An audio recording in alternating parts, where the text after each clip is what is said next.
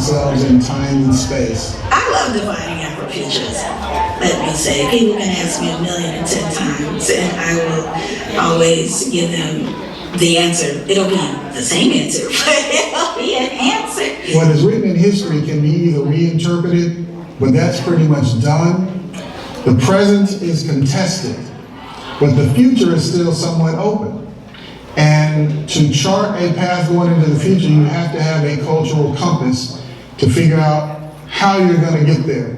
Afrofuturism is the way of looking at the future or an alternate reality, but through a Black cultural lens or Black cultural lenses.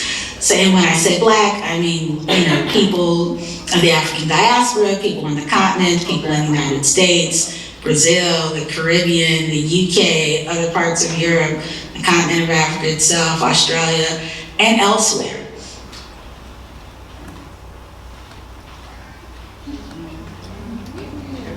To the deepest of the black hole, time, space, the transdimensional souls. Afrofuturism.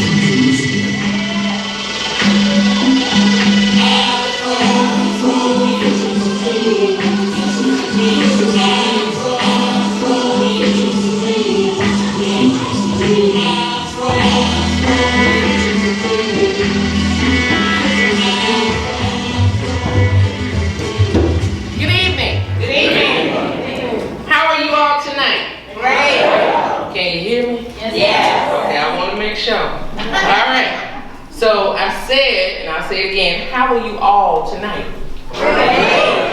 That's good. Well, I'm going to borrow from the Baptist tradition, and I want you to look to your left and say, you looking good. You looking good.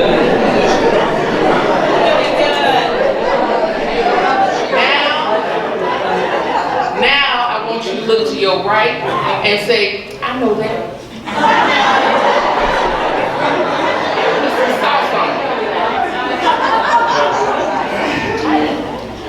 Well, you look good. More than that, you look glorious. Shimmering lights of wonder. Whew. As for me, I am tired, y'all. I am tired. Because I've been working this, all of this, out of my mind. You see, my thoughts flew here long before my body did. They saw us here tonight together on this journey of love, laughter, and light, turning on the light bulbs in our minds here tonight, together, creating a moment, or is it a monument, to time, to chance, to the time and chance, the happenstance happening right now under this circumstance, to dance with our minds, to bow down our beliefs, relax and relate as we take the hand of time and we step in tune in rhythm and rhyme into the divine knowledge that is here, that is now, that is then, that is how, where, what, and when, combined. Open your minds and give this new thought a whirl, twisting, twirling into existence. For you are in the pool of the universe, energy flowing, streaming, beaming, dancing in space, in time, in tune, divine. Thank you.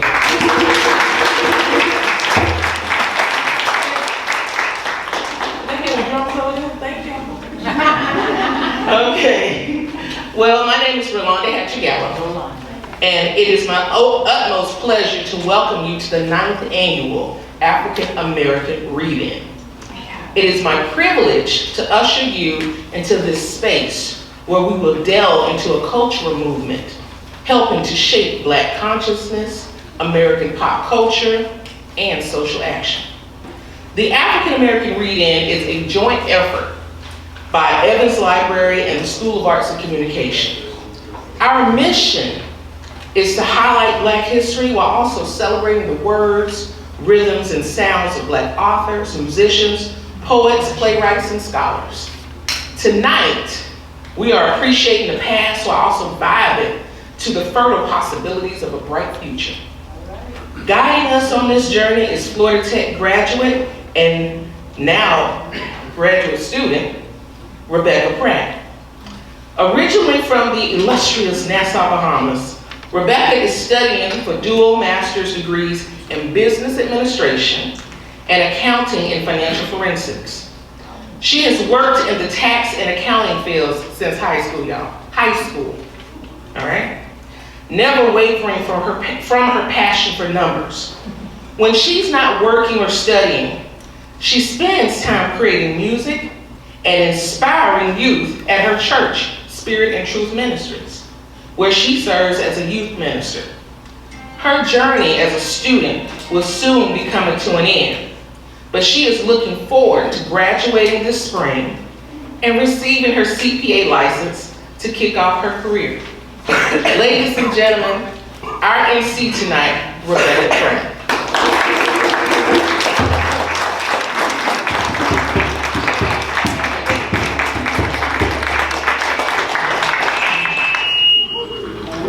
Alrighty, thank you, Ms. Gallup, for such a rousing introduction. I am truly excited to be here, and I'm ready to vibe with all of you on this journey celebrating Afrofuturism. Now, first, I just want to say greetings to all of my fellow visionaries of the future. All right.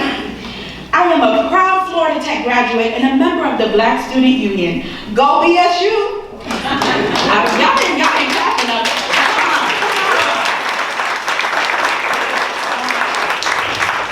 That's better.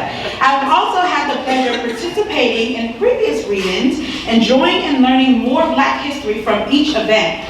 It is an honor every time to be a part of this. Now, strap yourselves in because we are going on an awesome ride today, learning and celebrating Afrofuturism and how it is expressed in literature, the arts, fashion, and music. We have a great lineup of presenters who will take us on a journey with songs, readings, poems, and spoken word. To kick things off, let's welcome this local poet, rapper, actor, and entrepreneur, Son Alexander. Son Alexander runs FLOWS LLC, which focuses on cultivating culture and entertainment for the community. He also hosts a monthly open mic show called Black on Black Rhyme, Verses and Vibes. Now that sounds interesting to me. He will perform an original spoken word piece called Promise That You'll Sing About Me. Please give a hand for Son Alexander.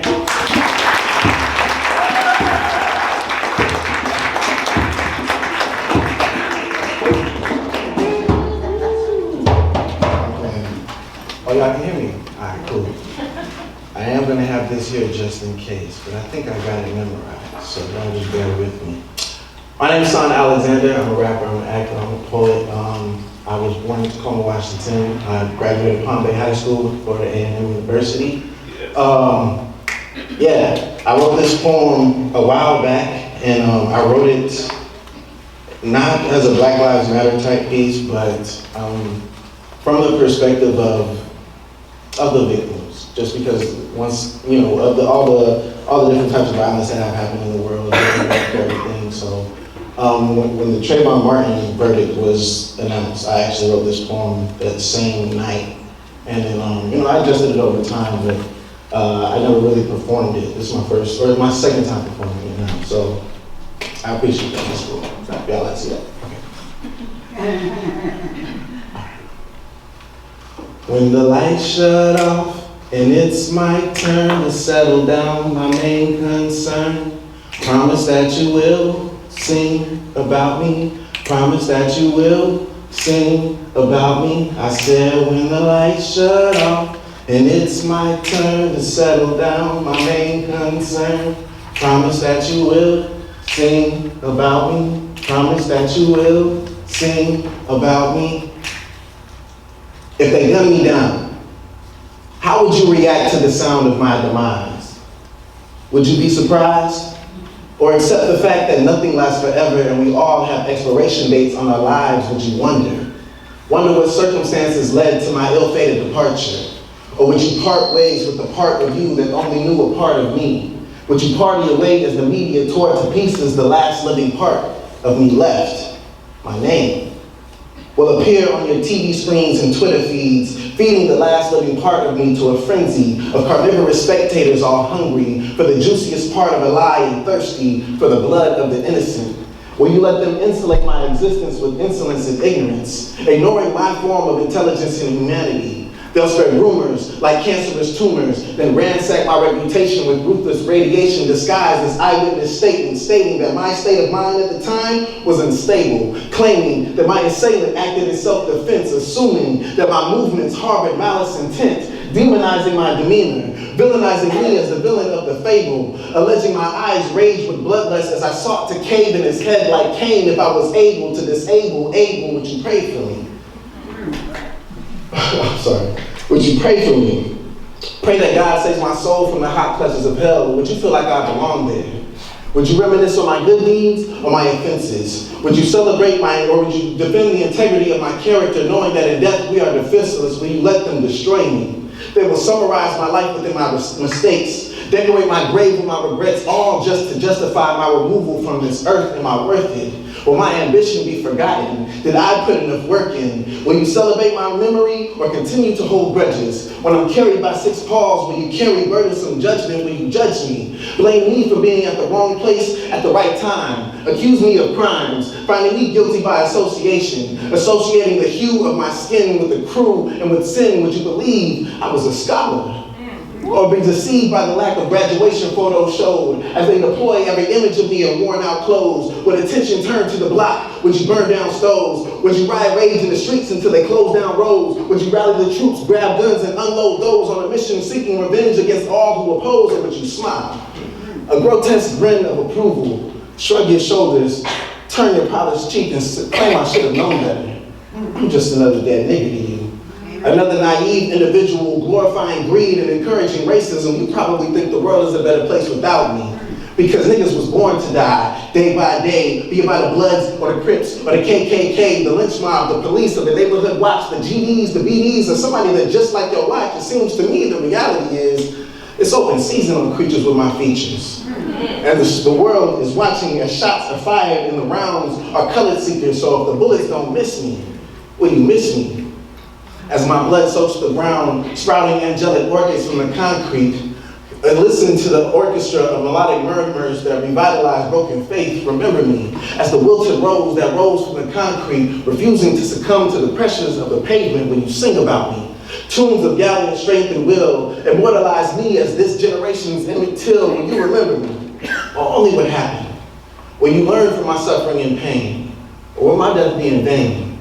Will you listen to the choir of voices I now survive through? Or would you want me to listen if it were you? Ashe.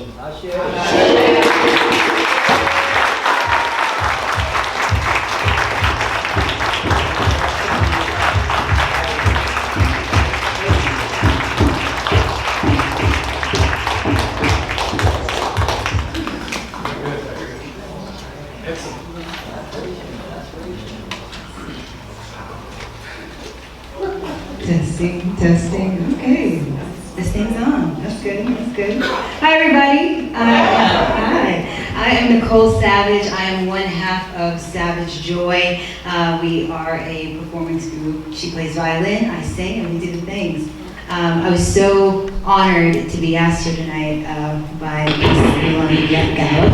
And, she had suggested some songs for me to sing. And, one of the songs was Cranes in the Sky. And, I'm sad to say that I didn't know that song at first, but that's kind of what this is about, right? To expose yourself to new things and just see what other beautiful art is out there.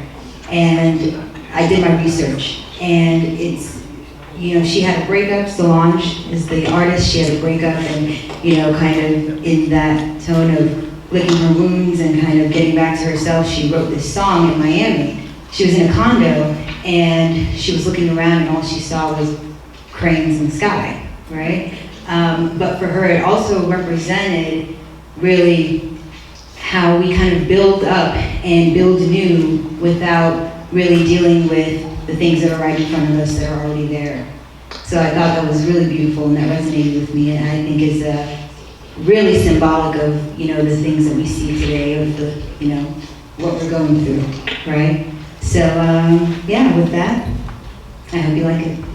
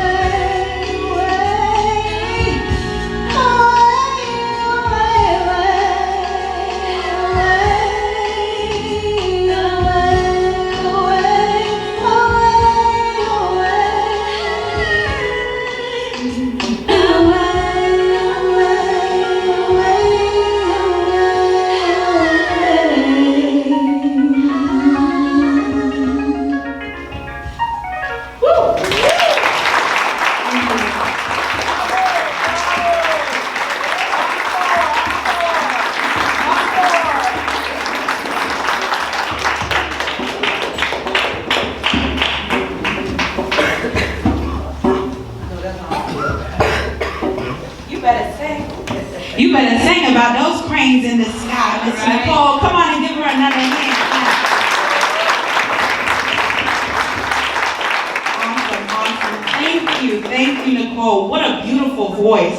Cranes in the Sky is a song, as she mentioned, from Beyonce's younger sister, Solange, an artist in her own right, who's been gracing us with Afrofuturistic music and performances for years.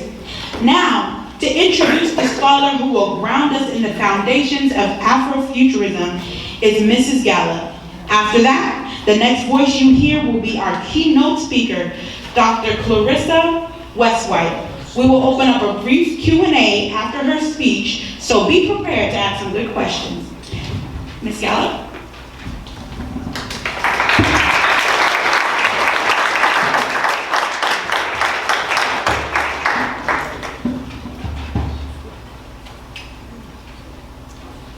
When we talk about a phenomenal woman, we need to look no further than Dr. Clarissa Westwhite. It is my pleasure to introduce our keynote speaker for this evening. Dr. Westwhite is the University Archivist Assistant Professor in the Carl S. Swisher Memorial Library at Bethune-Cookman University in Daytona Beach, Florida, where she has curated an extensive reading and viewing list of literature on Afrofuturism. Dr. Westwhite holds a bachelor's degree in English and creative writing, a master's and PhD in curriculum and instruction and English education. And she also holds a master's in information, all from Florida State University. All right. Any other Florida State grads in here? That's what I'm talking about, representing. She is a former English and language arts middle and high school instructor and has held teaching appointments at Florida State, Florida Memorial University, Miami-Dade College, and I know I'm gonna get some things on this one, Florida A&M University. Any family people over here? I figured, yeah. Okay. And at Florida A&M, she completed a Fulbright Hayes Fellowship to Turkey and was selected Teacher of the Year. She has publications in a number of journals and books and is currently a co-editor of Mamas, Martyrs, and Jezebels, Myths, Legends, and Other Lies You've Been Told About Black Women, a Black Lawrence Press anthology. In her spare time, when she gets spare time, she enjoys photography, reading, writing, gardening, exploring new spaces, and spending time with her family. Now, before I welcome her up, I want to find out, are there any members in here of Alpha Kappa Alpha sorority? I knew it, there had to be one. So this is your soror I am bringing up. Everyone, please join me in welcoming our speaker, Dr. Clarissa Westwhite.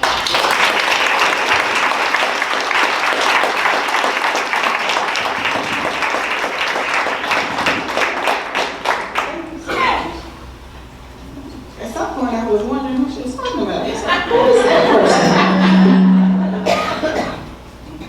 I had to stop focusing because I am what my people would say, a really big crybaby, so couldn't focus much because I would start bawling. All right, so Afrofuturism. Good evening and welcome to a brief introduction. I will focus on literature, music, art, and an activity for the crowd if there's time, but there will be no quiz. I began at Bethune-Cookman University as an assistant professor of English. I became department chair and then shifted to the library where the real superheroes of academia reside. I am also the current president of the Florida Association of College and Research Libraries. Next.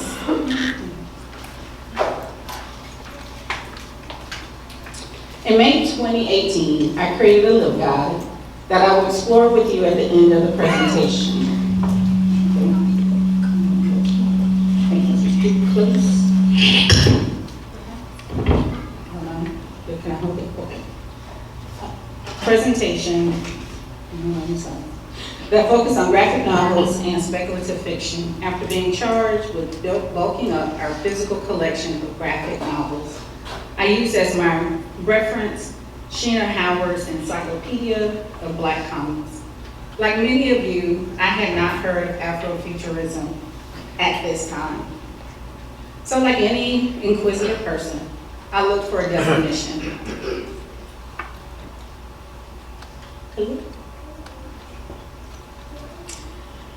The term was coined by Mark Derry, who defines Afrofuturism as speculative fiction that treats African American themes and addresses African American concerns in the context of 20th century technoculture, and more generally, African American signification that appropriates images of technology and a prosthetically enhanced future. I remember reading and rereading and reading as an English major, creative writer, and rereading, and I knew I needed a simpler definition to get started. And I found it. Yatasha Womack's definition speaks clearer to me, and I think to you as well.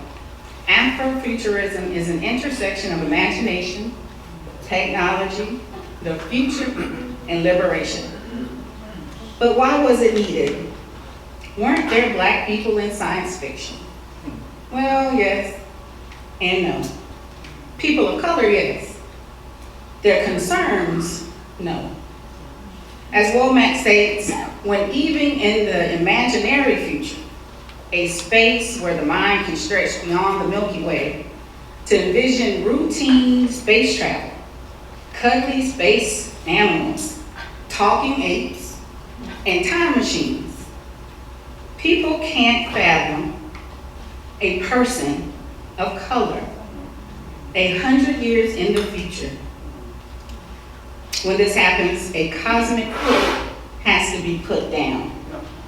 In 2016, Vox pointed out that only 8% of the top grossing sci-fi and fantasy films featured a protagonist of color. Half of which, and if you think about this, you already know the actor, half of which were played by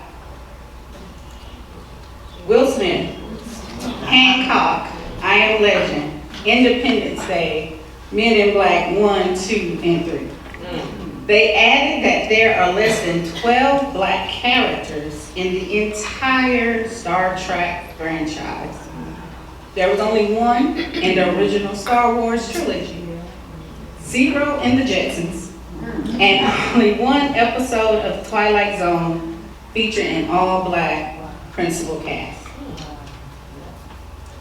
Lisa Yesnick surmises, next, that when people of color are included in science fiction, racial tensions of the day were absent, or they failed to address racial issues in meaningful ways. Perhaps assuming that such tensions would be eliminated in rationally planned, carefully thought out worlds of tomorrow. Thus, click. Those who were fans of science fiction, you can click through. It's like 3-4 clicks. One more. All right. Those who were fans of science fiction and its look into the future needed worlds that appropriately addressed their concerns. Therefore, since previous works did not do this, Afrofuturism was birthed. Gasset also states that Afrofuturism updates older story forms, so that as you read them, there's some things that resonate, seem familiar. Gothic tales, the fantastic journey, utopian fiction. It parallels and intersects science fiction developing from 19th century authors, influenced by science and technology. African American writers such as Martin Delany, whose Blake, or the Huts of Africa, was printed in 1859. It featured the founding of a new black country in Cuba after a successful slave revolt. Charles Chestnut published a collection of 7 stories in 1899, and Edward Johnson wrote Light Ahead for the Negro in 1904. It's described as an early attempt at imagining a realistic post-racist society. These 3 writers were bound by their interest in African American history and the history of the future. There are likely more Afrofuturistic texts that are yet to be identified for 2 reasons. First, magazines that publish science fiction were sent by mail, making it impossible to determine gender or race, with the exception of those that publish only black authors, found in black newspapers and magazines. Second, text published could not be given a label that did not exist. And for scientists, if you think that through, it's like any disease, it does its harm, enough people have to suffer for it then to be called a thing. Afrofuturism and identifying works is really no different. And there are projects going on throughout the country to search pre-19th century literature to help identify other Afrofuturist texts. Later, Afrofuturist authors aligned themselves with the science fiction community beginning in the 1960s and 70s with Samuel Delaney, Octavia Butler, Charles Saunders, and Joel Gomez. Science fiction and Afrofuturism have come together in conferences, books such as Dark Matter anthologies, and collectives such as the Carl Brandon Society.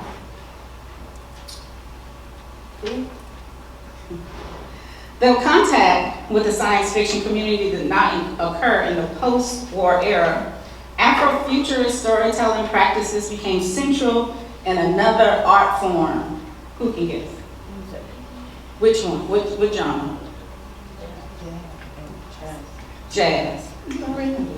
Many encountered what we call Afrofuturism in the works of 1940s and 50s and 60s jazz musicians such as Sun Ra and Lee Scratch Perry, who depicted themselves as the descendants of aliens who came to Earth to prepare humanity for its eventual destiny among the stars. For Sun Ra, Afrofuturism was also a form of liberation. You can see as such in their covers. Eventually, Afrofuturist storytelling became a regular aspect of Black popular music, informing such artists as George Clinton, Public Enemy, and DJs such as Spooky, That Subliminal Kid. For example, Missy Elliott has used Afrofuturism throughout many projects. According to Nadira Simmons, Elliott's 1997 album, Super Duper Fly, recorded and produced solely by Timbaland, used futuristic beats, muffled ad-libs, and warped effects to create a sound that was quite literally out of this world. The video for the album's first single, The Rain, found Missy sporting an inflated trash bag during a Fish Island shot in a silvery room. Afrofuturism is also economic.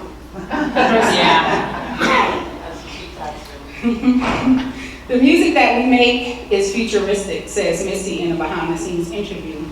The video for Sock It To Me only confirmed this sentiment, as it placed Missy and others in outer space planets hopping from planet to planet to flee their attackers. The video for the third single, Beat Me 911, finds Missy reimagined as a robotic doll, staggering across illuminated backgrounds reminiscent of starry skies.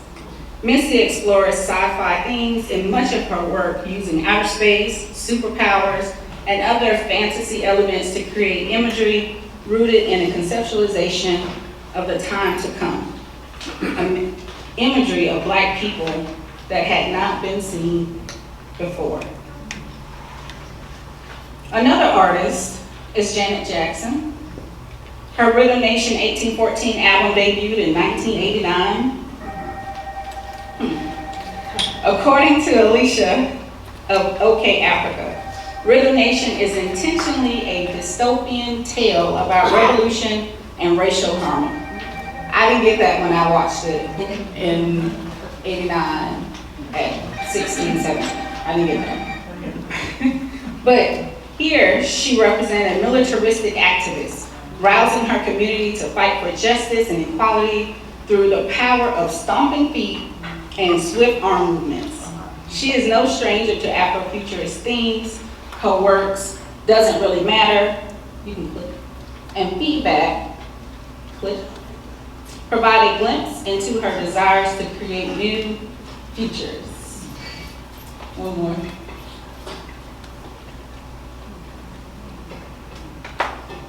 Outkast, one of my favorites. Yeah.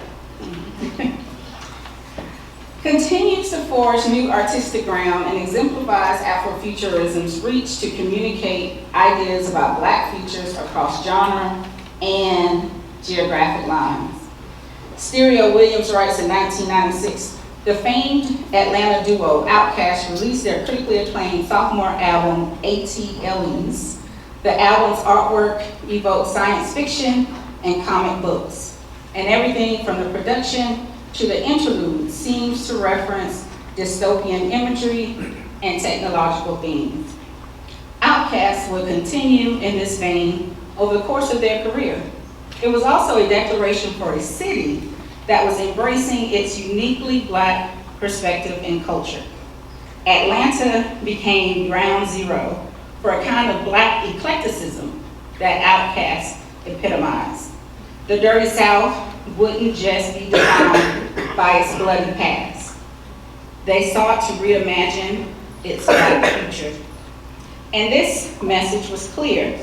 I'm sure many of you who watched the Super Bowl halftime show recognize Atlanta is another planet, and they are our alien guides, because Usher did represent Atlanta. Janelle Monáe's Metropolis, Suite 1, The Chase, is the first installment of her 7-part conceptual series, inspired by Fritz Land's science fiction classic film Metropolis, filmed in 1927. Arc Android is composed of the second and third parts, incorporating conceptual elements of Afrofuturism and science fiction, and the eclectic Electric Lady consists of the 4th and 5th installments of her 7-part concept series. Although music has rocketed Afrofuturism into the mainstream, for most people, Marvel's 2018 film, Black Panther, introduced the masses to Afrofuturism. Though there were movies prior to this with diverse characters and science fiction narratives such as The Matrix, Avatar, The Book of Eli, and all the Will Smith work, Black Panther resonates according to the late Chadwick Boseman because it has been a long time coming to see our own superheroes and the power that they can have on all of us in society. In April of 2018, the movie was the highest grossing film in North American cinematic history. Saudi Arabia's Crown Prince, Mohammed bin Salman, chose it as the first movie screened to mark the end of the country's 35-year cinematic ban. It's the first movie they watched in 35 years, and this was the one chosen.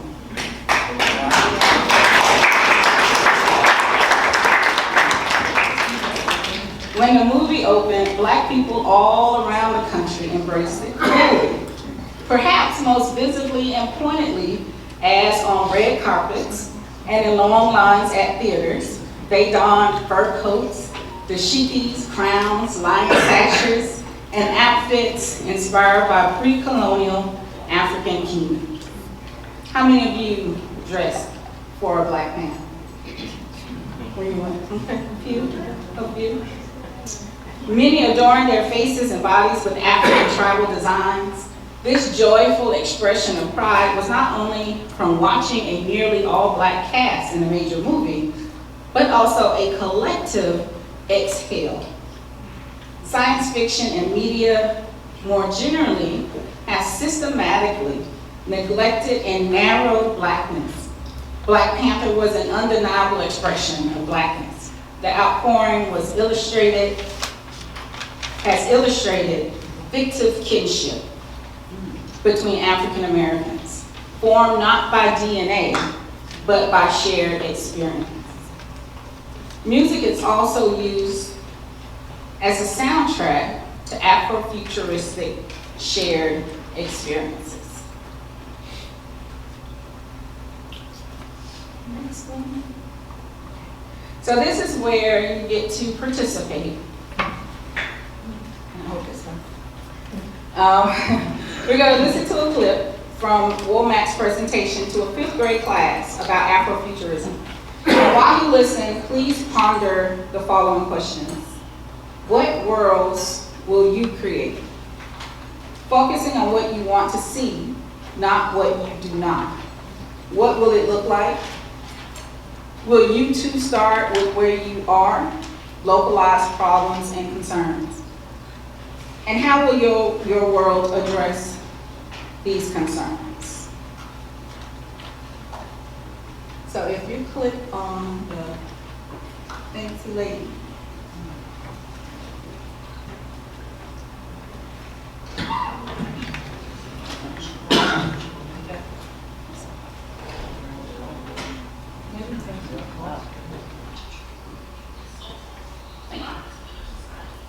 Afrofuturism that I would like to share with you. When the book first came out, I had an opportunity to speak to a group of 5th graders on the west side of Chicago, and they were a little rambunctious group of kids, a little bit. I was coming to speak to them in their art class. Their instructor asked if I would explain what Afrofuturism was, and all of the students in the class were of African descent. They were all African American. And I was, explaining some of the tenets of Afrofuturism. And at some point, there was some rumblings. And then I asked the students, I said, tell me some ideas you have about the future. What are some things you would like to see in the future? And, one kid raised his hand and he said, well, I would like to see a world without violence. I said, okay. I was thinking he was going to tell stories about spaceships and flying saucers and flying cars and so forth, but he said he wanted to see a world without violence. I said, great. And so then another kid, raised their hand, and they said, yeah, I would like to see, a world where there isn't any gun violence. I said, okay, all right, great. And then I went to the next student, and slowly every child who chose to answer the question talked a great deal about not wanting to see violence, not wanting to see violence in their community, in their neighborhoods. And I said, okay. Because I was a little surprised, actually. I was expecting, to hear the robust nature of their imaginations and hear them talk about space travel, and they're talking about localized violence. And so I said, okay, well, you're telling me what you don't want to see. I said, throughout your day, you don't see violence every moment of the day. So I said, I want you to think about that feeling, and I want you to tell me, what does the world look like when there isn't any violence? And so, slowly they started to raise their hand, and then one child said, well, that means we can go and we can play outside. I said, okay, all right, great. And then another student, well, people would treat one another nicely, we wouldn't use harsh words, and slowly they were starting to say things and describe behaviors that reflected a world without violence. And, as we start pulling back these layers, at some point, I am then able to get them to talk more about the future, but there was this barrier around the fact that many of the students could not see beyond what they felt were their present circumstances. And so as we got past that point, I started to describe what Afrofuturism was. I started to explain its significance. I named some of the music.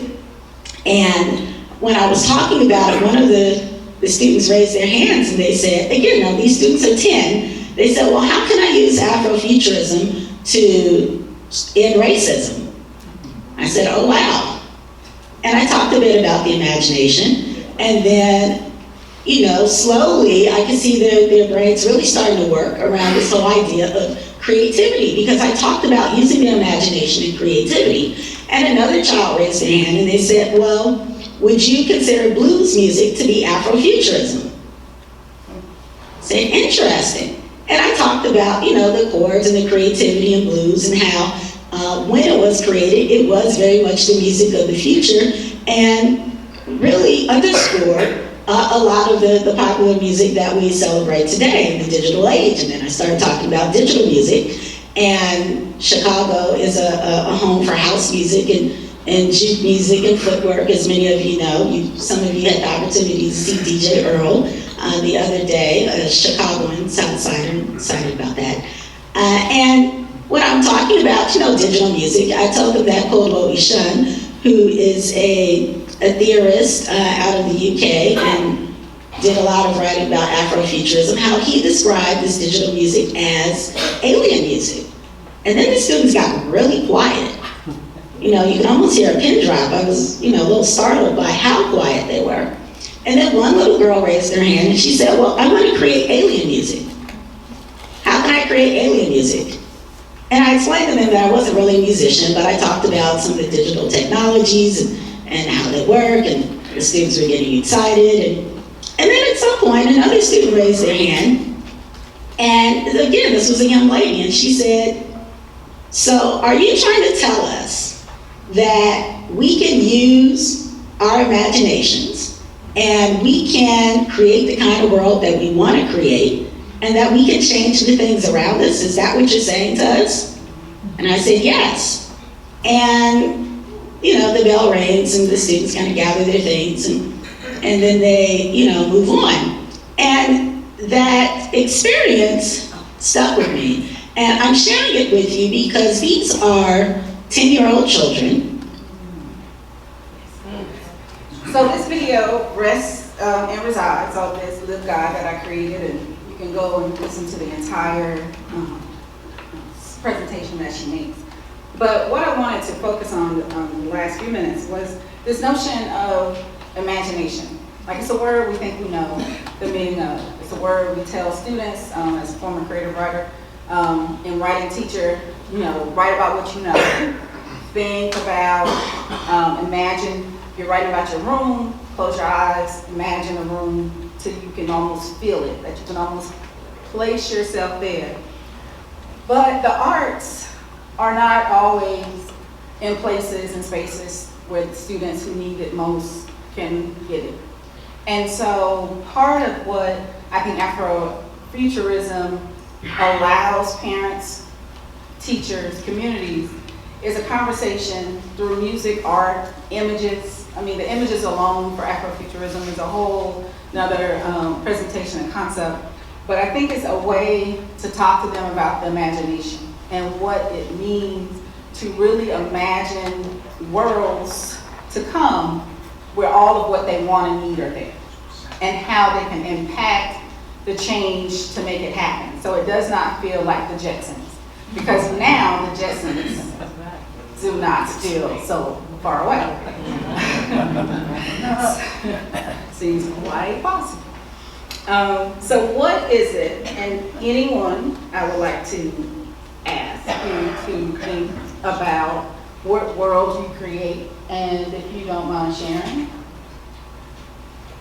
What would you see in your world? What can you imagine in the future? I got one right here. What's the guy named? John Lennon. See, the world is one. There's no hate, no anger. And we all live in one. Everybody have enough to eat. People smiling. Heaven. That's what you're saying. You're saying heaven, right, Earl? I like to comment because, I know you cut the film short, but it touched me to my heart because we're talking about young people. And this presenter is sharing with the group that she's in front that these young people who are probably like at least 30 decades, 40 decades younger than me, 50 decades even more, but not age, right?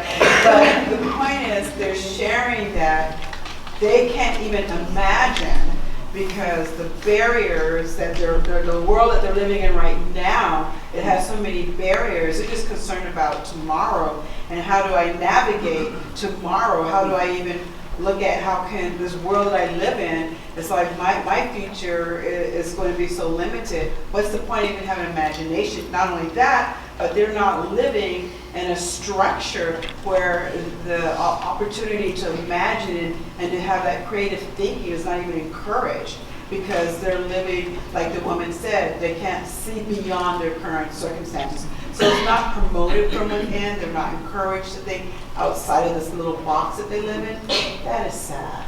It is. And I really do want to see the rest of the Yes, she goes on to talk about agency. Yeah, and how that you have to is take sad. action. Yeah, and yeah, so I just wanted to say. I know. Yeah. Well, I'm gonna share mine. That's I think I'm somewhere in between the Jetsons and probably AI. So I see hovering two-seaters for day trips to distant islands. Only two-seaters. That's important.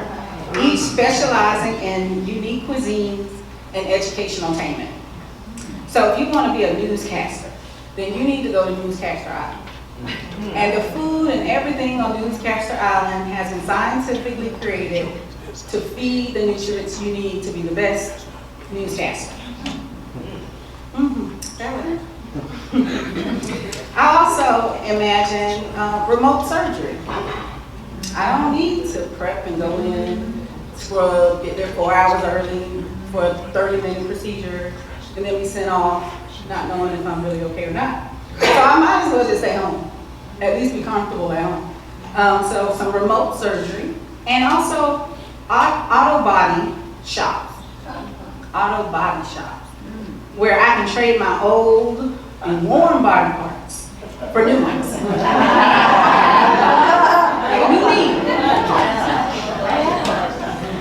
And there's no individual leader. We just get along. We just kind of maneuver in our two-seater world, and we hop as we need to hop. That's only the beginning of my world that I see. But it is hard to get students to that point if they have to dodge bullets on the way home. And so that is where Afrofuturism lives to broker that divide. And it is where they can see the fantastic, and they can see people who look like them being fantastic.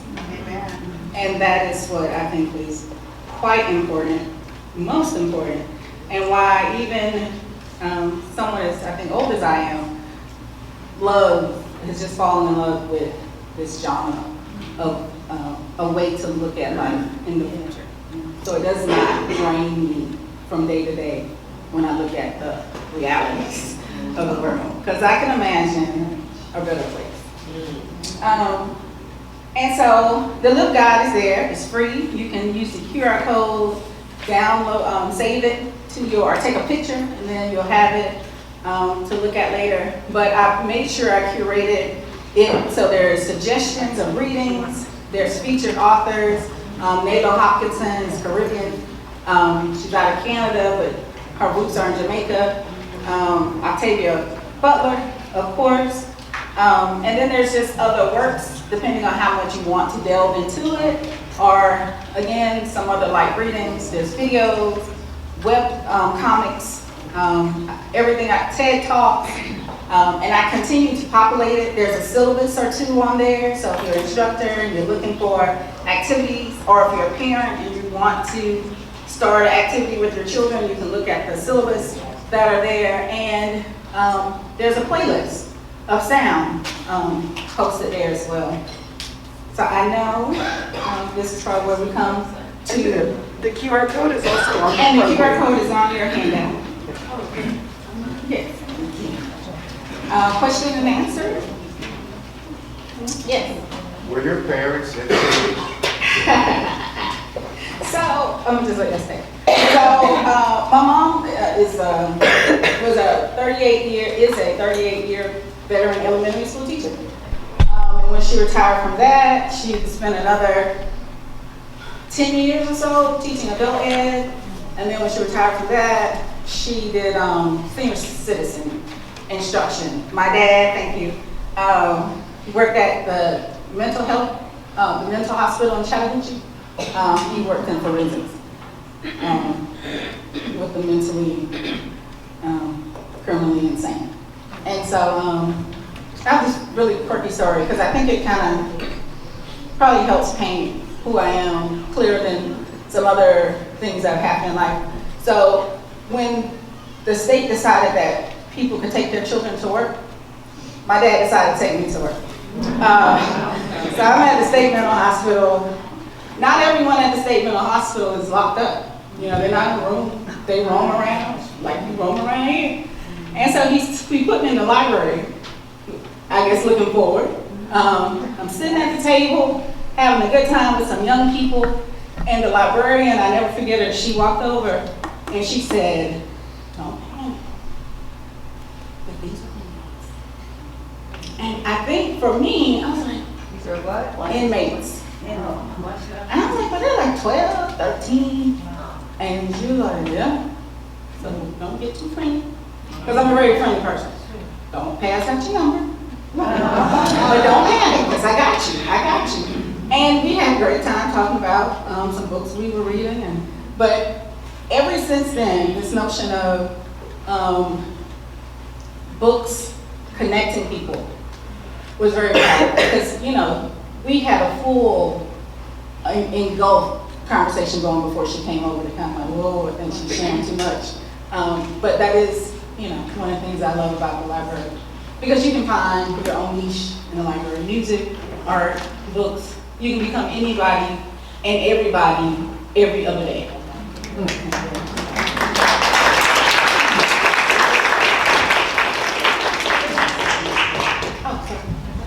How you doing, man? So mine isn't a question, it's more of a comment as to like how we see the future moving forward. So I'm a business admin student here, and I'm taking part in the case competitions held by Florida State and South State Bank. So the client this year is Birmingham, Alabama bus transit system. Earlier today, actually, we had the call with the client, and all the teams got to ask a couple questions, you know, basically about the client and basically to help us develop our presentations and solutions for, basically they want us to help with their operations and also with getting some more funding.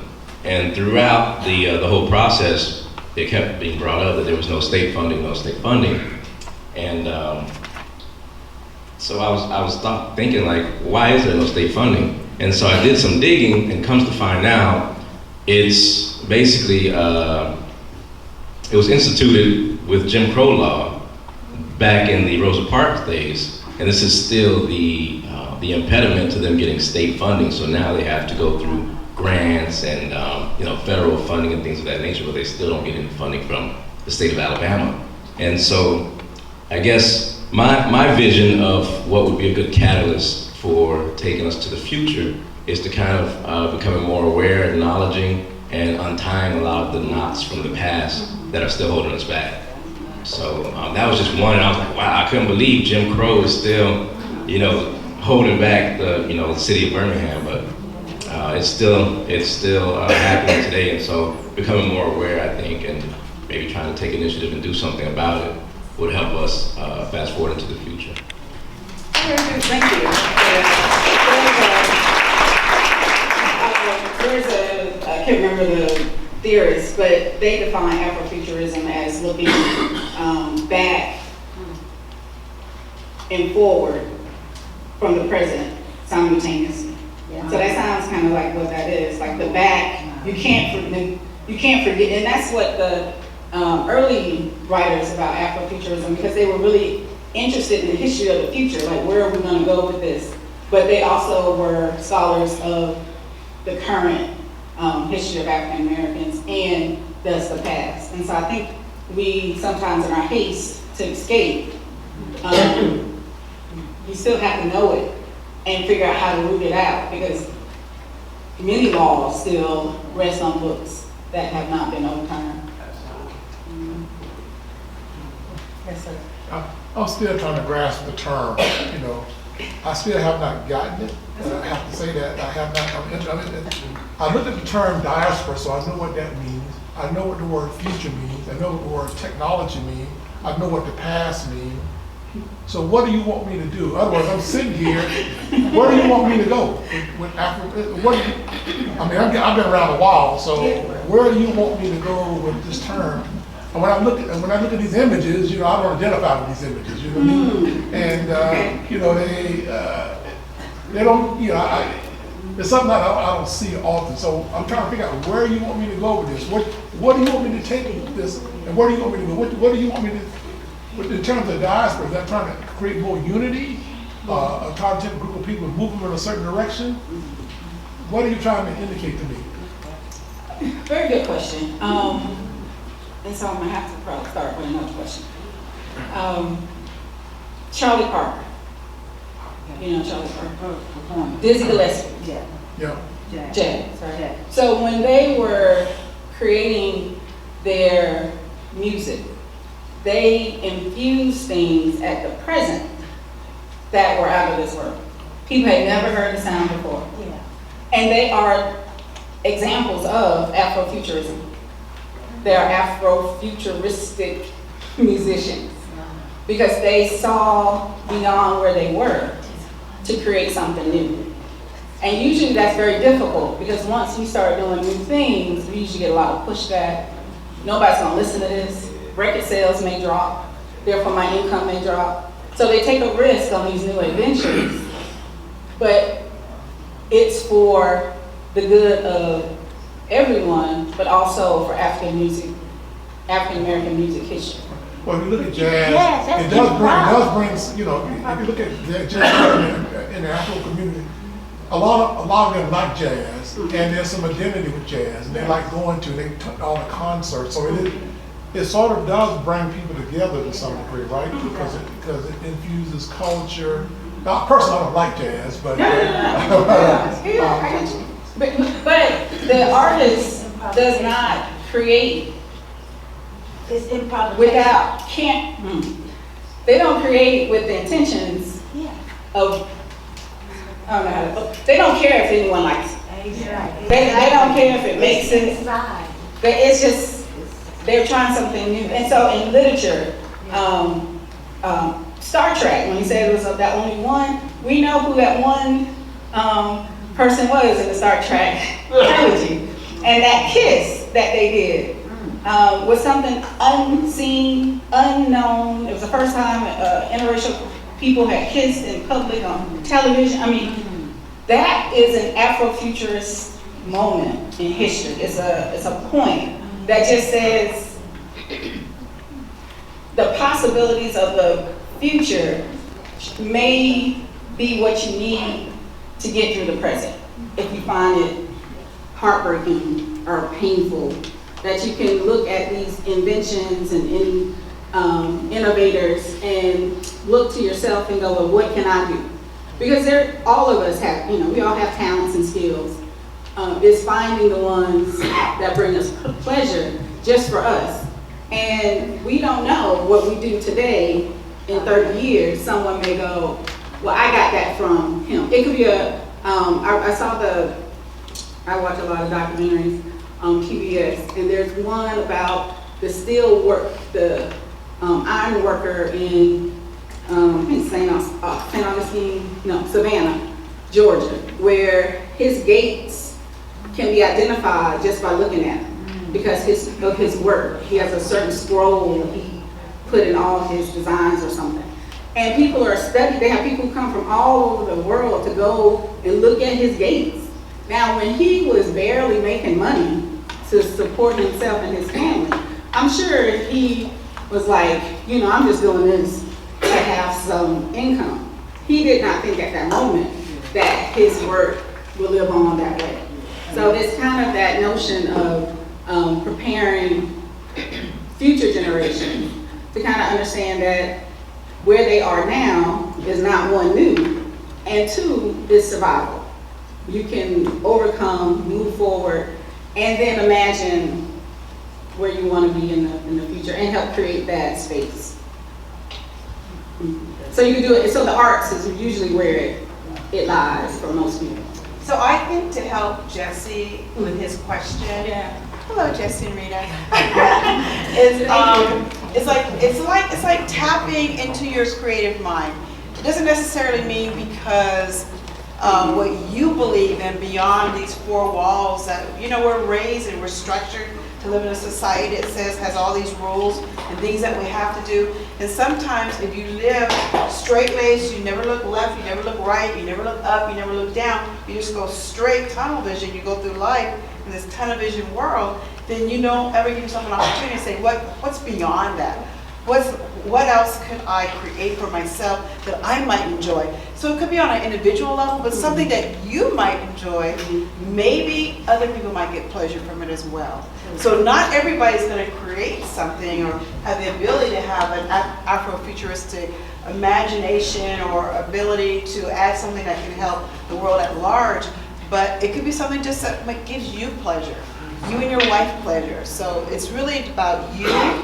Through this presentation, how do you see, what is it that, something you maybe have thought about, and you say, you know what, I'm not going to do that because that doesn't make any sense, and I'm not going to make any money on that, and it's too risky. So she's like shedding, when she talked about peeling back those layers, shedding those reservations, and that sometimes that fear of going beyond what we understand is safe, and just taking a risk. And I know sometimes they're on the Afrofuturist fashion, so I didn't want to get too heavy in that. But it doesn't, you know, it could be in any creative endeavor. And as Black Panther showed us, fashion, Afrofuturist, the young lady with her dress for tonight, the Superwoman, that's what I call it, the Superwoman cuffs. Statues, I mean, like Statue of Liberty, she's doing a lot here. I mean, I see it. But that's one way. And for her, it could be that doing this helps her every day. And it's not something she has to advertise. It may be an emblem or something that she wears closer to her chest. It could be a bracelet that brings her some type of relief or helps her reduce mental stress or anxiety. No one really even has to know, but she's picked up on a number of African symbols and items in her dress. So even fashion is one area that you may find. So I see Afrofuturism as simply this: seeing ourselves in the future and asking, why can't I be there? Why can't my children be there? Why can't we as a people be there? We have an audience, someone like Ramon Hemphill. Imagination told him, I want to fly. And society said, well, not you because maybe you're black and maybe you can't do it. He said no. He looked at the future and said, I will be there. So that's what Afrofuturism is to me. It's simply saying, put me in the future. Not just, you know, a Jetsons show, but all of us. We can all be there. So we have to kind of reach back to people and say, we are a part of the future. Like Gene Roddenberry did. He had Lieutenant Uhura in that position as communications officer.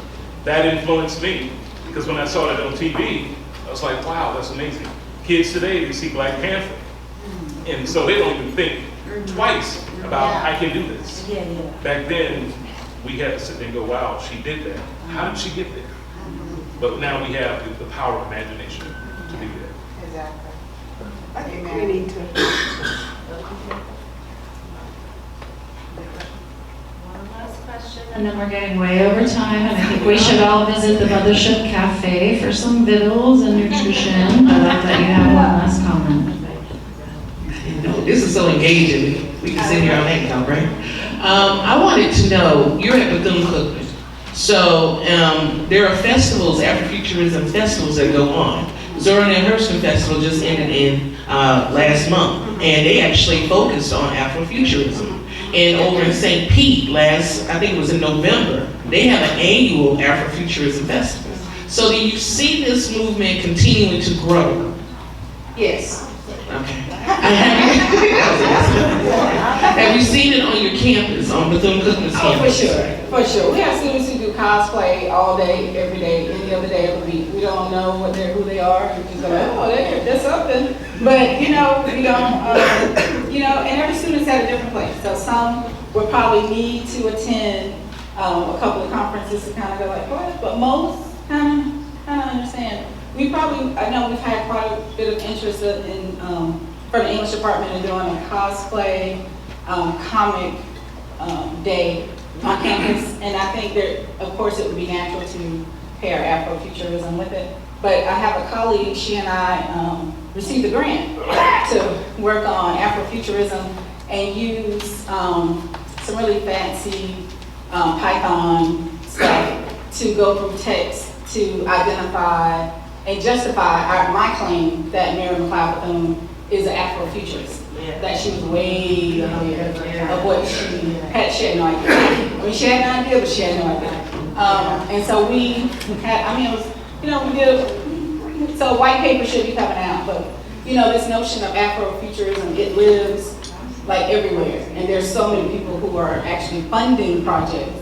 It's really big in the north too. Mm-hmm. Yeah, and in California. Well, California, you would think that, yeah, they would be. So, yeah. So, yeah, it's really big and it's becoming a move. They call it a movement more than anything else. Mm-hmm. And if anyone's interested in starting Afrofuturism Day somewhere else outside of the places that they already exist, I'm willing to exist. So. Thank you. Thank you so much.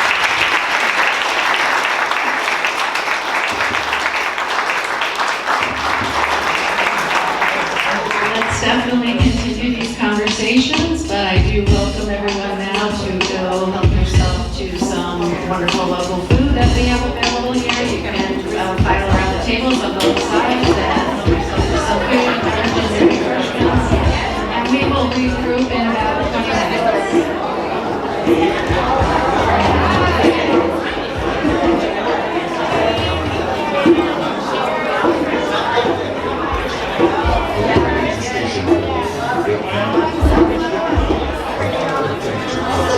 From the book Dark Water by renowned scholar, activist, and writer Webb Du Bois. Let's give Faraha and Peter another hand clap as they come.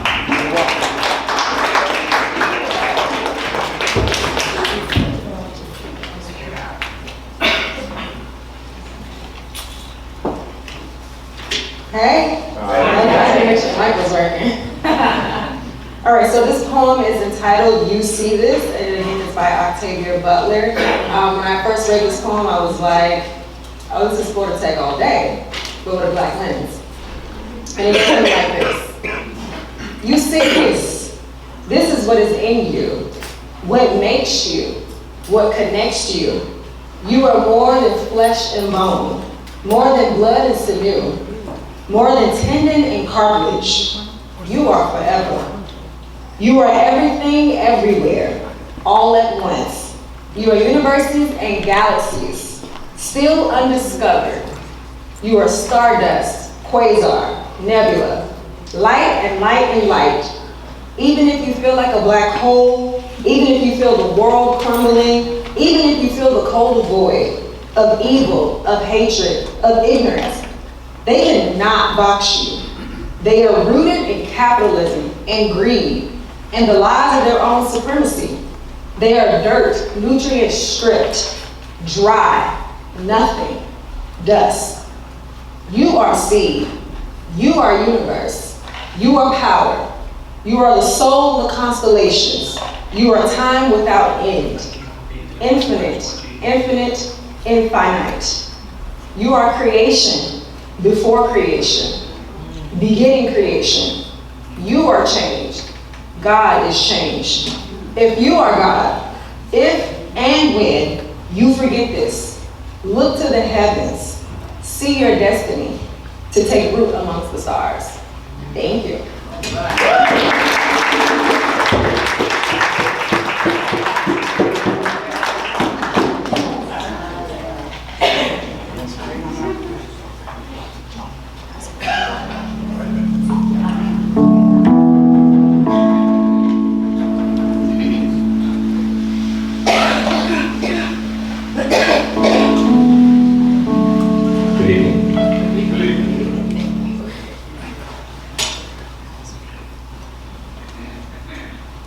I believe in God. I believe in God who made of one blood all races that dwell on earth. I believe that all men, black and white, are brothers, varying through time and opportunity in form and gift and feature, but differing in no essential particular, and alike in soul and in the possibility of infinite development. Especially do I believe in the Negro race, in the beauty of its genius, the sweetness of its soul, and its strength in that meekness which shall yet inherit this turbulent earth. I believe in pride of race and lineage and self. Pride of self so deep as to scorn injustice to other selves, and pride of lineage so great as to scorn no man's father, and pride of race so chivalrous as neither to offer bastardy to the weak nor beg wedlock to the strong. Knowing that men may be brothers in Christ, even though they be not brother-in-law. I believe in service, humble, reverent service, from the blackening of boots to the whitening of souls, for work is heaven, idleness is hell, and wage is the well done of the master who summoned all them that labor and are heavy laden, making no distinction between the black sweating cotton hands of Georgia and the first families of Virginia, since all distinction not based on deed is devilish and not divine. I believe in the devil and his angels who wantonly work to narrow the opportunity for struggling human beings, especially if they be black, who spit in the faces of the fallen, strike them that cannot strike again, believe the worst and work to prove it, hating the image which their maker stamped on a brother's soul. I believe in the Prince of Peace. I believe that war is murder. I believe that armies and navies are at bottom the tinsel and braggadocio of oppression and wrong. And I believe that the wicked conquest of weaker and darker nations by nations wider and stronger, but foreshadows the death of that strength. I believe in liberty for all men. The space to stretch out their arms and their souls. The right to breathe and the right to vote. Freedom to choose their friends, enjoy the sunshine and ride on the railroads, uncursed by color. Thinking, dreaming, and working as they will in the kingdom of God and love. I believe in the training of children, black even as white, the leading out of little souls into green pastures and beside the still waters, not for health or peace, but for life lit by some large vision of beauty and goodness and truth. Lest we forget it, and the sons of fathers, like Esau, for mere meat, barter their birthright in a mighty nation. Finally, I believe in patience. Patience with the weakness of the weak and the strength of the strong. The prejudice of the ignorant and the ignorance of the blind. patience with the tardy triumph of joy, and the mad chastening of sorrow. Patience with God. Thank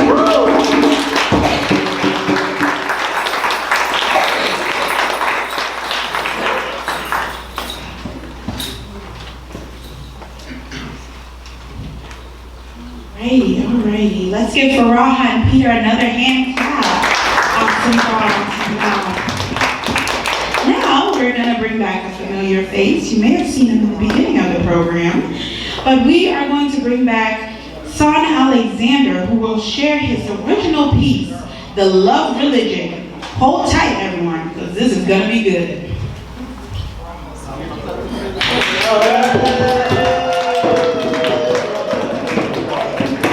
Cool. How y'all doing? So, I'm not gonna apologize, and I know that first poem was a little bit heavy. It was heavy for me too. So, I got one more poem. And, Keep it heavy, baby. You do. No. We gonna uplift. We going to Afrofuturism. We gonna get some good energy. We gonna do vibes. Before I get started, I just wanted to announce I do have a poetry show tomorrow night at the American Legion Post 191 South Park Boulevard.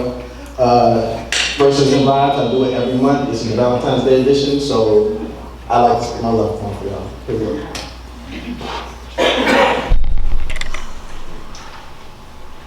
I thought it was a lie when I was told that men fall in love harder than women do.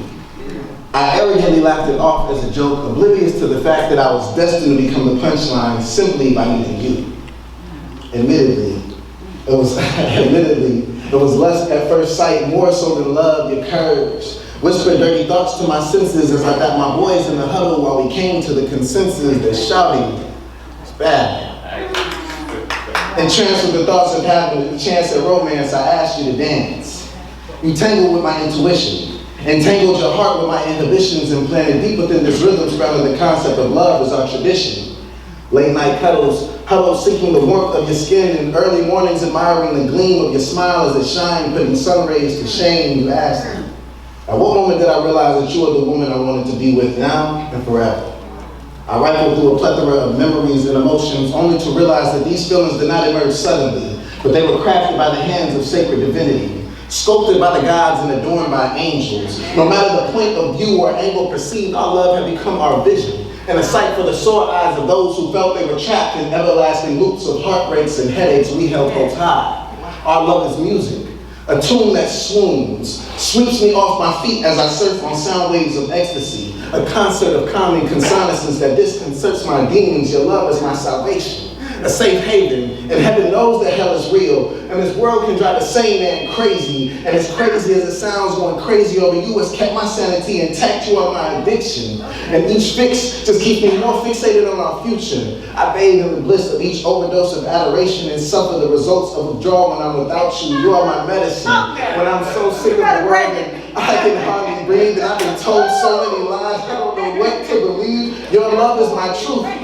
They still question if God exists, but your presence is my proof. This love is a home, built with 4 walls of faith and hope as the roof. Our union is the universe, quantified by quantum leaps of quality that cause the cosmos to blush. A soulful magenta, we are soulmates. Match based upon a mix of miscellaneous misplacements. Your love is my destination, and my arrival guaranteed my survival. You are my life. Because I love living just as much as I love loving you. You are my heartbeat and blood flow. The H2 to my 1O. The O2 replacing the CO. You are the elements that I would die for.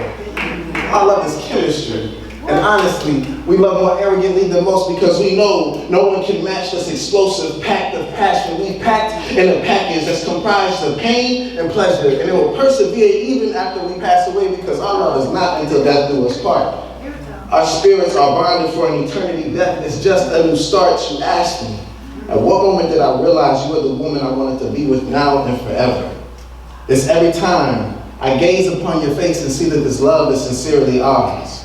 It's every time your touch makes my senses holler hallelujah. It's every time, despite all doubts and naysayers, we are still blessed enough to believe in us, the love religion. Ashe.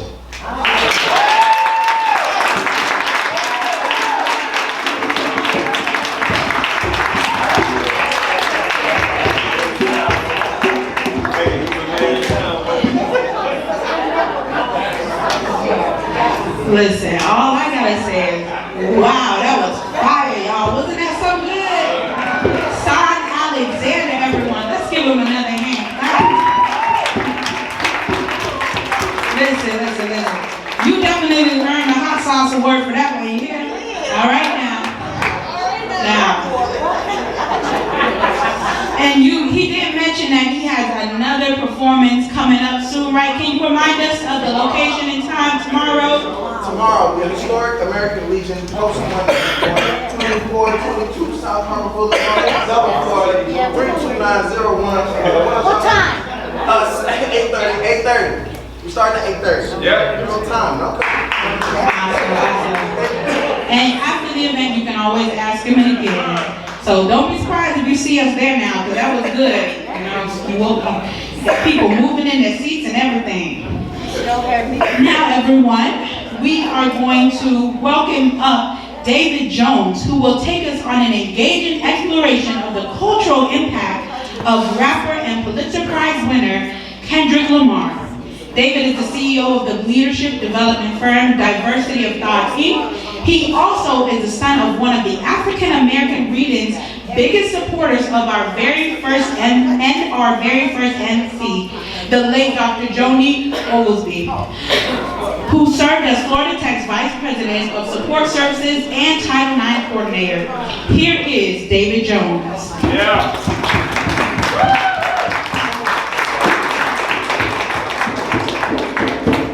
Good evening. No, that was horrible. Good evening. Hey, there it is.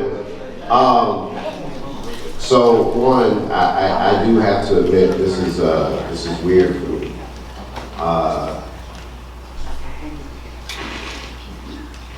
There's a lot of memories in this room for me watching my mom host this thing and change like 17 times in one event. I don't know if you were here for that one.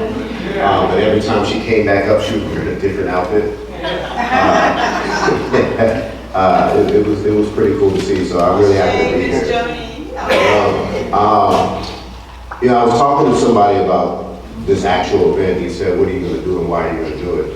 I said, man, when you think about Afrofuturism, and it's really, the question was asked, what does that mean to you? For me, it was just, how do we see ourselves in the future without the boxes that are put on us? If you can imagine it and create it, we should be able to get there. But there are things that we have to do in order to make that a reality. And music has the ability to move us, but it also has the ability to actually move us. And it's always been the way.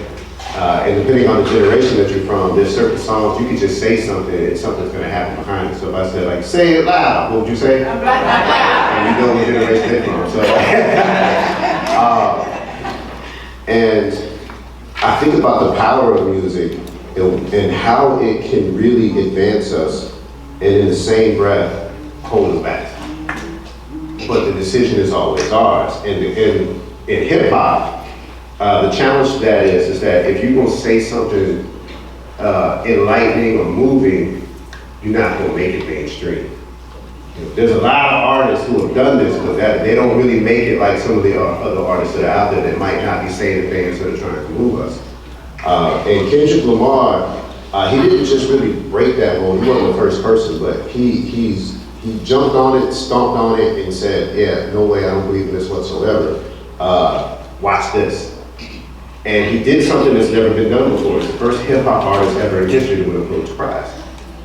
And that's a level of recognition for an artistic creation that we hadn't had before this gentleman decided to do it. And so I created something, I'm going to say it in that way, that kind of captures that journey. And I am nowhere near, I told his brother, I said, hey, can I bring you back up here just to read this? But it's just called From Compton to the Pulitzer. And so it says, in Compton's depths, where dreams ignite, a voice arose, Kendrick Lamar's might. From Section 8 to damn profound, his lyrical prowess knows no bound. Good kid in that city, streets unfold, a tales of struggles, truth untold. Through to Pimp a Butterfly, yeah, he soared, artistic vision, rich and adored. Untitled, mastered, raw, and real, each track a story, each verse a feel. Overly dedicated, his journey start, each album a masterpiece of work of art. With a heartbeat part 4, he speaks his mind, unveiling truths one line at a time. The Black Panther soundtrack was a cultural wave, Kendrick's influence forever engraved. From overly dedicated to damn divine, Kendrick Lamar's legacy will shine. From Compton streets to the Pulitzer stage, his legacy resonates with wisdom and sage. And so I wanted to do something that captured every single one of his albums that he's been able to drop. But after the Pulitzer, he did something that was so profoundly unique to me that I don't think we've ever seen anything like it. And that he dropped this album called Mr. Morale and the Big Steppers. And I don't know if you've really listened to this album, but it's doing something, it did something that I don't think has ever been done before. And I'm just gonna bring up 10 quick points that this album has actually done and what he's talking about, especially in our communities that we do not talk about. Number 1 is therapy and self-reflection. He dove into his own psyche, exploring themes of healing, self-discovery, and mental well-being. And the album served as a therapeutic journey that he invited everybody to go on. He talked about relationships, whether you're talking about romantic or family or platonic. He examined the complexities of human connections. He dove into love, loyalty, and challenges that are faced when you maintain meaningful relationships. 3, he talked about celebrity and fame. As an artist in the spotlight, he talked about the trappings of fame. He critiqued the industry and its impact on creativity. And his sacrifices that if you want to make it as an artist, you're supposed to make it. 4, he talked about cancel culture. And he questioned the phenomenon of it. He challenged the idea of silencing voices and expressed his refusal to take back words, he said. And if you listen to the track N95, he explicitly addresses this. 5, spiritual identity. Through the album, he grapples with this question of faith and purpose and identity.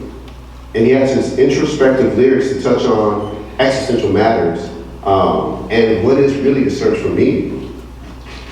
Next, he freedom of speech, where he limits the erosion of freedom of speech. He emphasizes how media has become the new form of religion. And he critiques the suppression of dissenting voices. Next, he talks about generational trauma. And this is a hip-hop artist, man. Like, you know, a mainstream hip-hop artist. And if you listen to what's happening, like, he talks about the impact of historical trauma on present-day experiences. And he dives into the struggles that are faced by different generations and the weight that we continue to carry. Next, he talked about materialism and excess, and it touches on how materialism and desires and the emptiness that comes with that wealth and excess. See, most times when you look at hip hop artists, what are they doing when it comes to materialism? They're glorifying it. They're telling you, this is the greatest life you ever want to see. But I'll never forget in the song by Mos Def called Thieves in the Night, which is on a Black Star album, which is not a mainstream album. He said, there's a lot going on with most cats out there, what does he say? Yeah, he says, there's a lot going on beneath the empty smile. Because everybody sees these people smiling like this life is good, but you have no idea what it's really like. Kendrick did this in a way to where he was able to do it on an album that everybody has access to. That you can hear some of this music on the radio.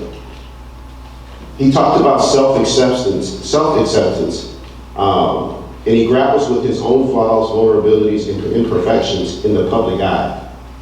And last, artistic autonomy. He asserts his artistic independence and refuses to conform to industry norms and boldly expresses his creative vision.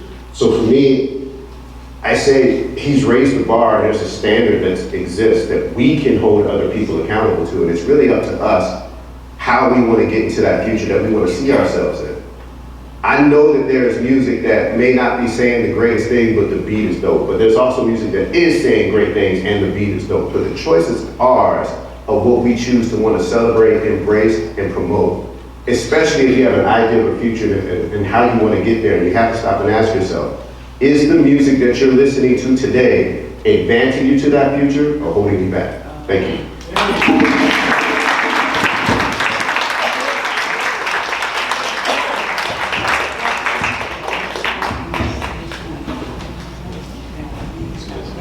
Alrighty, that was very powerful, ladies and gentlemen. gentlemen, especially that close there, thinking about looking to the future, our future. Thank you so much, David, for that, for giving us food for thought on Kendrick Lamar's impact.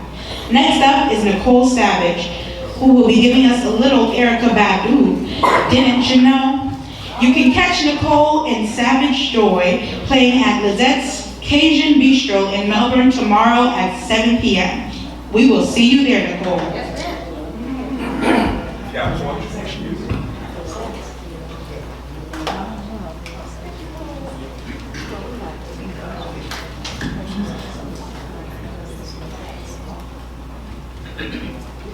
All right, no preamble this time. Let's just get into the music.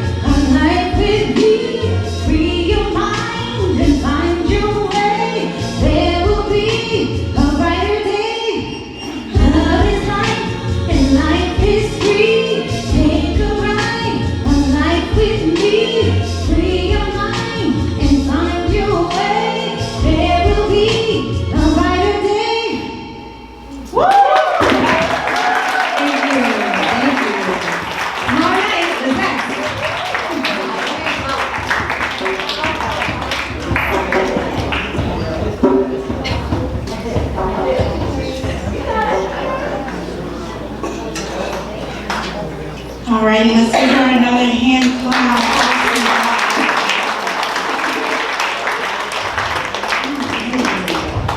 Did y'all feel that? Did y'all feel what I felt when she was singing that song? All right now, thank you so much again, Nicole, for channeling Erica. That was a whole mood, y'all.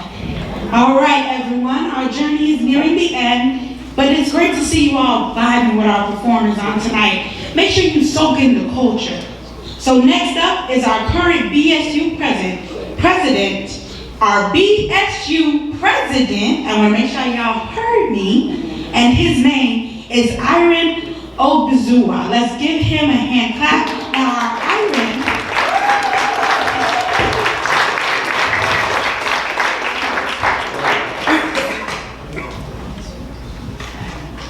Good afternoon, everybody.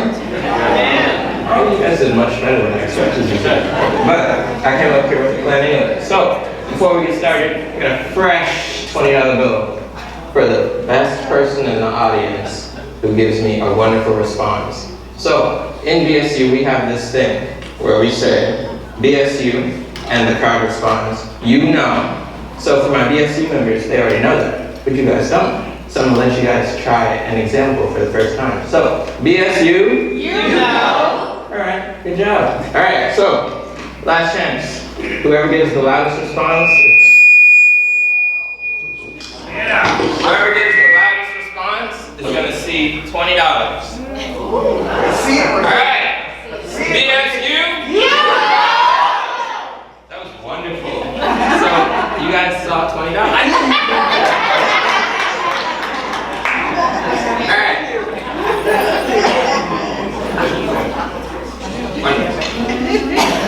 So,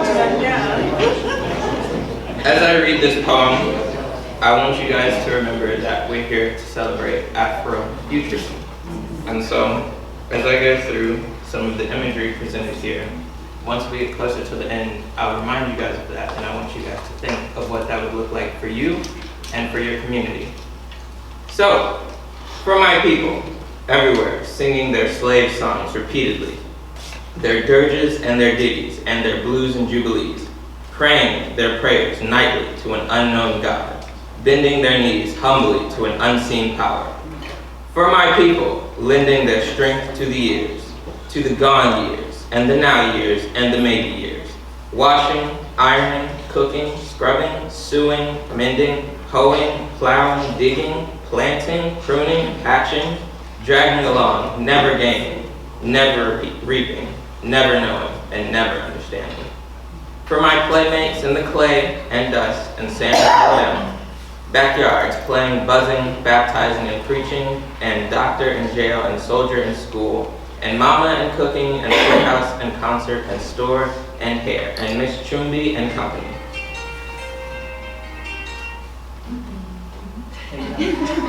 For the cramped, bewildered years, we went to school to learn, to know the reasons why, and the answers to, and the people who, and the places where, and the days when, in memory of the bitter hours, when we discovered we were black and poor, and small, and different, and nobody cared, and nobody wondered, and nobody knew, nobody understood.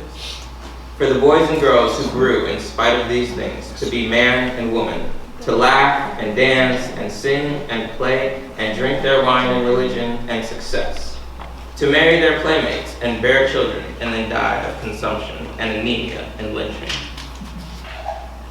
For my people surrounding 47th Street in Chicago and Lenox Avenue in New York and Rampart Street in New Orleans, lost, disinherited, dispossessed, and happy people filling the carabets and taverns and other people's pockets, needing bread and shoes and milk and land and money and something all our own. For my people walking blindly, spreading joy, losing time being lazy, sleeping when hungry, shouting when burdened, drinking when hopeless, tied and shackled and tangled among ourselves by the unseen creatures who tower over us ominously and laugh. For my people, blundering and groping and floundering in the dark of churches and schools and clubs and societies, associations and councils and committees and conventions, distressed and disturbed and deceived and devoured by money-hungry, glory-craving leeches. preyed on by facile force of nature and fad and novelty, but false prophet and holy believer. Now, this is where we get to the Afrofuturism part, guys. So, for my people, standing, staring, trying to fashion a better way, from confusion, from hypocrisy and misunderstanding, trying to fashion a world that will hold all the people, all the faces, and the Adams and Eves and their countless generations. Let a new earth rise. Let another world be born. Let a bloody peace be written in the sky. Let a second generation full of courage issue forth. Let a people loving freedom come to growth. Let a beauty full of healing and a strength of final clenching be the pulsing in our spirits and our blood. Let the martial songs be written. Let the dirges disappear. Let a race of men now rise and take control. Thank you.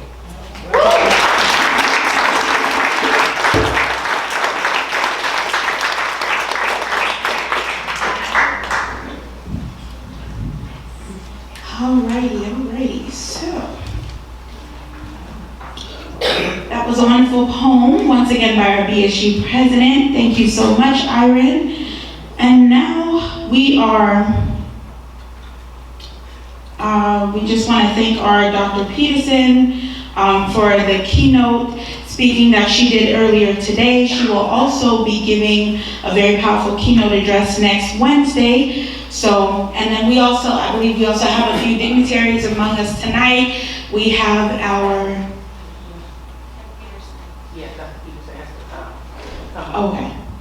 Okay, so following that will be a theatrical presentation by Dr. Ted Peterson, the Associate Professor and Chair of the Undergraduate Communication Program in the School of Arts and Communication and Director of Student Media. Let's give them a hand clap.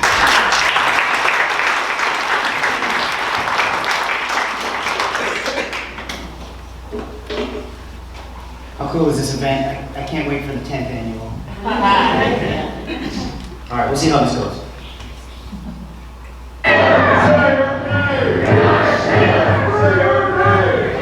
Breonna Taylor, George Floyd, Ahmaud Arbery, Dante Wright, before their names became as familiar to me as those of my family or friends, I often thought about the many lives, black lives, cut short by racist violence. These names, these moments go back much further in time, across my parents' lifetime, my grandparents, and beyond. I recently came across a list of more names. Some I recognized, most I did not. This list, written down, typed out, submitted to Congress, part of an initiative within the FBI. A list of women, men, children, most of them black, all deaths from decades ago. Crimes where justice went cold. Each name on the list, a story with an open question. They didn't die in Vietnam. They didn't die in Eastern Europe. They died right here in the United States. The blood of hundreds of innocent men and women is falling out to us. I've spent more than a year trying to understand why this list came about. There were questions as to whether or not this was about the people or the politics. I spoke with some of the officials behind the effort. As I communicated to the president, look, I'm not sure that our success rate is going to be very, very high, but nonetheless, we have an obligation to the families. Trying to understand what came of the promise that this list of names represents. I will always think that we could have done more, but there was just that one last interview that we should have gotten, one more door we should have knocked on. I've spoken to the people who are trying to fulfill a promise to the people on that list before the U.S. government ever became involved. It was really one of those kind of situations where you realize the clock was ticking. We need to look at all these other cases and help all these other people. And I've talked to the families of those killed who've never given up on finding the truth. I miss it. What would it be like if he had been here? Got abducted and beat to death, and nobody has ever been tried for it. When I got that call, I was on top of the world. Oh my goodness, my brother's not forgotten. I think that the men that did this will probably go to their graves thinking they got away with murder. What happens when the government tries to go back and and right the wrongs of the past. And what would justice look like for those families? From Frontline, I'm James Edwards, and this is Unresolved, a story of the cold cases from the civil rights era and the families still searching for justice. If we're gonna have peace, if we're gonna have healing, then everything must come out. People need to know. Find Unresolved from Frontline wherever you get your podcasts. The real James Edwards is going to be here on Wednesday night. He'll be the keynote speaker for the Crimson Free Speech Week celebration. It'll be Wednesday night at 5:30 in the Hartley Room, and I think you'll really enjoy listening to his talk. Thank you. Thank you.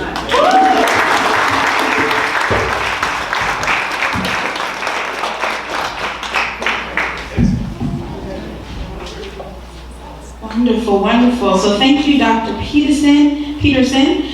That is going to be a very powerful keynote address next Wednesday. So thank you for sharing that, and I hope everyone will visit all of the events that we have planned for Free Speech Week coming up. And well, everyone, our celebration of Afrofuturism has come to a close.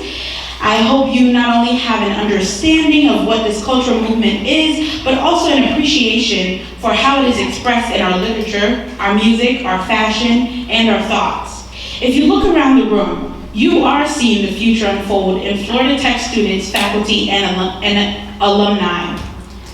And I also want to give note that we have a few dignitaries among us. I believe we have the president of the NAACP among us, as well as a few pending members of the Melbourne City Council. So let's go ahead and give them a hand clap. Raise your hand over here. Awesome, thank you so much. Alrighty, now we will have remarks by Dr. Nancy Garmer, Interim Dean of Libraries for Evans Library, and one of the founding organizers for the African American Read-In, followed by Dr. Heidi Edwards, Associate Dean of the College of Psychology and Liberal Arts, and Professor in the School of Arts and Communications.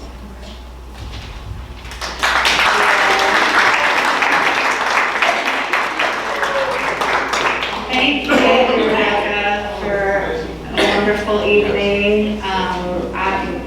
My voice tonight is the least of all of these voices that we've heard tonight, and I just really want to thank everyone for being here. This is our 9th annual African American Read-In, and it is such an honor to bring the community in and have everyone speak and be here and celebrate and honor our past and now our future as well. So thank you. I really want to give a shout out to Rolanda and Jeff Gallup for putting this all together and amassing an excellent show flow, and of course our tech team, Anna, Norris, and the whole slideshow and music together. So thank you all so much.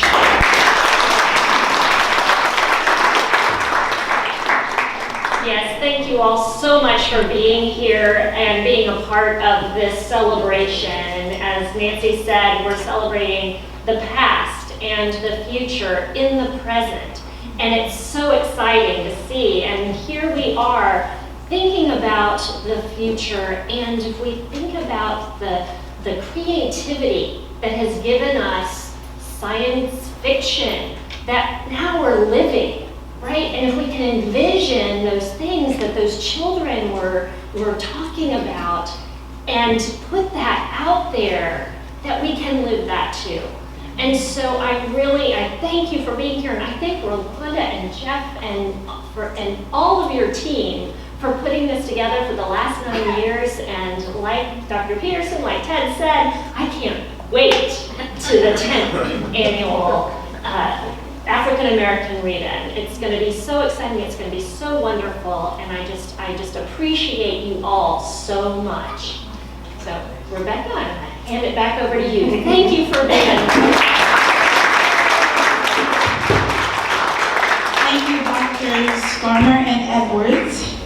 Wow, guys, this has been really fun. Don't you think so? Oh, yeah. I mean, I feel like I've expanded my universe from listening to Dr. West White to each of the performances and the presentations we had tonight. So I just like to thank the communication instructor, as they said, Yolanda Hatcher-Gala. Let's give her another hand clap. You know, she's another family organizer for the region. And the rest of the events planning committee, you know, Florida Tech's University Archivist Anna Norris. Let's give her a hand clap. And, you know, our veteran journalist and Florida adjunct instructor, Jeff J.B. Gala. Wherever he's at tonight, there he is.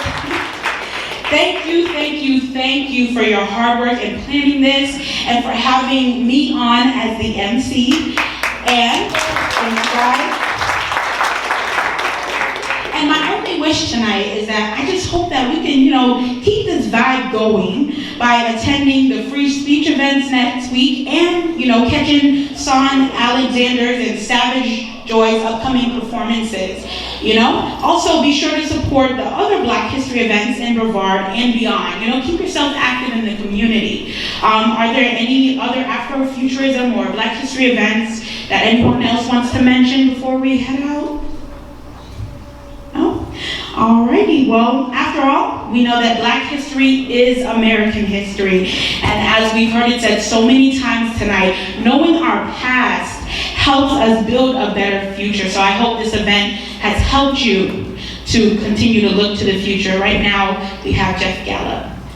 So without a microphone, I'll tell you that we do have something happening in the next couple of weeks. This is our third annual, this is a passion project of mine as a reporter, and also Rolanda, the Little Black Book Drive. We will be collecting funds and new books to pass out to students, all students in Brevard County, anyone who's interested. We go deep into the communities.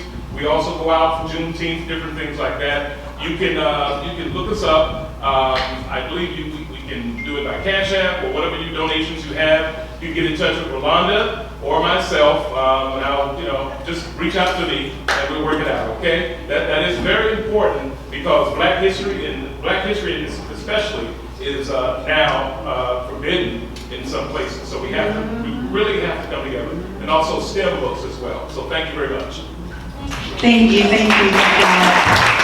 and then just a quick note, if anyone else, if you want to learn more about Afrofuturism, please take note to the flyers that you received. There's a Spotify playlist of tonight's event created by the Florida Tech University Archivist Anna Norris. We also have more resources about Afrofuturism written by our keynote speaker, Clarissa, Dr. Clarissa Westwhite. And then also we have the Afrofuturism syllabus with interviews, webinars, lectures, so on and so forth, created by UCF history professor, Dr. Scott French. So this is definitely a great resource to, dive deeper into Afrofuturism. But that being all, I just want to say thank you guys so much for coming out and supporting this event. And let's look to the future, guys. Have a great night.